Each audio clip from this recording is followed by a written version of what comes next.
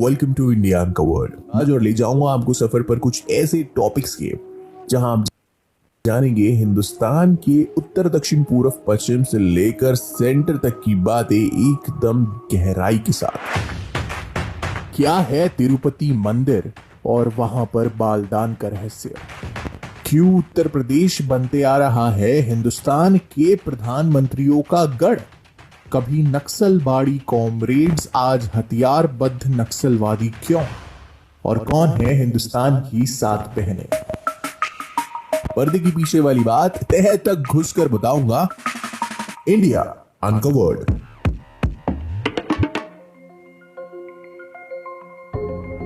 एक आजाद हिंदुस्तान, इसकी 2 आंखें थी। एक थे पटेल, हिंदुस्तान के प्रथम गृह मंत्री, होम मिनिस्टर और साथ ही साथ हिंदुस्तान के प्रथम डिप्टी प्राइम मिनिस्टर, उप प्रधानमंत्री सरदार वल्लभ भाई पटेल। और दूसरे थे पंडित नेहरू, हिंदुस्तान के प्रथम प्रधानमंत्री।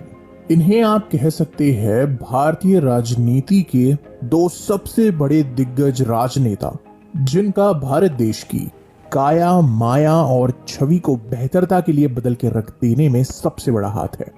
लेकिन बहुत कम लोग जानते हैं कि सरदार और नेहरू का अपना एक अलग ही रिश्ता था। इस रिश्ते की मिठास कुछ और थी, इस रिश्ते में कड़वाहट भी थी और इस रिश्ते में तीक्ष्ण कटाक्ष वचनों का भी इस्तेमाल किया जाता था। मगर यह हमेशा एक साथ और एकजुट हिंदुस्तानी सरकार के 2 पहियों की तरह हमेशा अपने आजाद मुल्क को रास्ते और अपने देश की महानता का बोझ उठाते हुए आखिरी सांस तक अपने देशवासियों के लिए काम करते रहे। जानेंगे हम सरदार वल्लभ भाई पटेल और पंडित जवाहरलाल नेहरू के रिश्ते के कुछ अनछुए रुपहले पर्दे। सरदार वल्लभ भाई पटेल उम्र में पंडित नेहरू से 14 साल बड़े थे। वो नाडियाड शहर के खेड़ा इलाके में पैदा हुए और वहीं से आगे बढ़कर एक बहुत ही सम्मानित और एक सक्सेसफुल बैरिस्टर बने।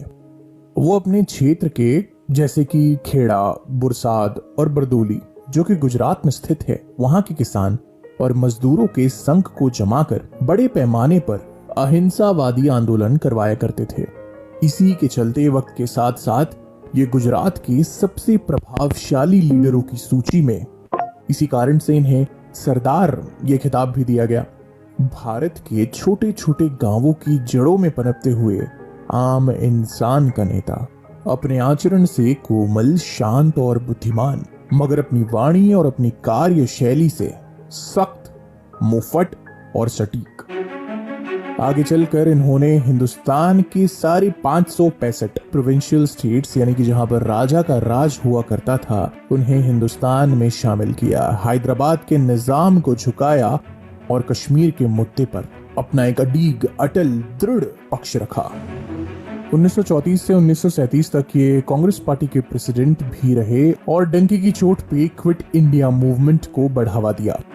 वक्त की मांग देखकर इन्होंने नेहरू को भी रोका, टोका और समझाया और गांधी जी की हत्या करने वाली आरएसएस संघ की भी कड़ी निंदा की।